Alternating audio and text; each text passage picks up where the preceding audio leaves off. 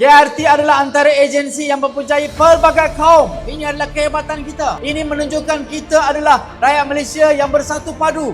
Jangan biarkan anasir-anasir yang boleh memecah belakan kesatuan masyarakat ini. Ada usaha untuk membakar di sini, membakar di situ. Yang bakar itu biar bomba dengan polis buat kerja. Kita, tuan-tuan, puan-puan, anggota KRT, pastikan menanam semangat perpaduan, menanam semangat untuk membangunkan negara kita. Itu adalah tanggungjawab kita sebagai anggota KRT, khususnya daripada Johor Bahru. Kita adalah mata dan telinga kepada kerajaan.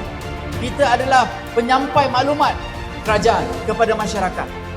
Sangat penting kita menyampaikan maklumat-maklumat dan inisiatif dan program-program kerajaan madani kepada masyarakat di bawah sini. Antara agensi, banyak-banyak agensi ini, KRT lah antara yang sangat rapat dengan masyarakat di bawah.